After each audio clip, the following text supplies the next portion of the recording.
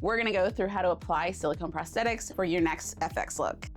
These prosthetics are silicone encased in a plastic material, also called baldies. And that material helps it to be glued onto your skin and blended in. This is the most common way you will see a silicone piece. You have the sculpture part, which is made of silicone. You have this clear border, and that's your blending edge. That is made of 100% of that plastic material. Then you have this trim of silicone around the outer edge. That's called your flashing. It's there for molding reasons. It's to have a place for excess material to move away to keep it out of your blending edge. It's also there to help those thin edges from folding in on themselves. They're really important if you want a nice blend in your prosthetic. Now, there is another method where they will forego the flashing and you'll just see these baldy edges really long on the piece itself. That tends to be a technique used in some other countries, but in the States, this version is usually what you're going to encounter. When applying the silicone prosthetic, a silicone adhesive like Telesis is going to be the best hold. But you can totally still use water-based acrylic glues like your Pros-Aid or Beta Bond.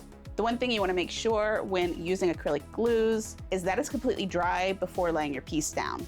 Foam latex can absorb some of this extra moisture from that wet glue, so it's a little more forgiving, where silicone pieces won't absorb it and that moisture gets trapped and that wet glue is not sticky, so it's not going to stick to your skin and that piece could slip and slide around and could even make your edges pop up. You really want to take your time and make sure the glue is ready, whether that's using a blow dryer or a fan, or you could even use the technique where you just kind of work the glue and buff it out till it's clear. Applying it is very similar to any other type of material. You'll want to start from the center and work your way out. Now comes the unique part of these silicone pieces, the edges. You want to make sure your glue is nice and clear, and as you lay it down, you're going to gently tug on that flashing to keep any wrinkling from happening. And be sure to glue down this entire area. I have seen where people only seem to worry about gluing down the silicone part and only glue about halfway. And that really doesn't make sense because you are limiting your chances for a really nice blend. You really want to make sure as much of the edges are glued into the skin. This is going to give you the best blend. It's part of the piece, so use it. Now we're going to remove the flashing and blend the edges. This is done with acetone, but in most professional settings, you're gonna hear it called edger. You can use a brush or a cotton swab, just like to make sure that if you're using a cotton swab, that is one of the tighter wound ones, because the looser ones can lose their shape as you're working and they can kind of cause a mess. The pointed ones are really great for this. You get the most control. You're gonna go ahead and dip it in some acetone. It should not be drenched and dripping. Gently remove the flashing. You can add a cut into the flashing so you can work one side at a time.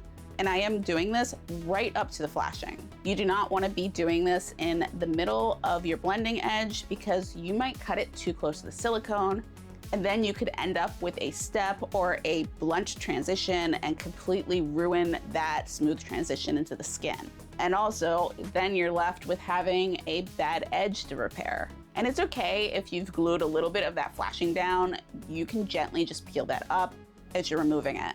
Once it's all off, you can seal those edges and blend them a little further, stippling some of the acrylic glue. Before you go and paint, you're gonna want to seal the entire piece with your glue, because you can already see how much the glue likes to repel off this stuff. So you can imagine certain makeups might be an issue. So that's why this glue step is important, because it's going to help the makeup grab onto the piece. Now, if your edges didn't blend that well and you find you need something a little more than just stippling some glue on that edge, you can make repairs with Bondo. Be sure to click over to the next video and I will show you how to make and use this really handy product.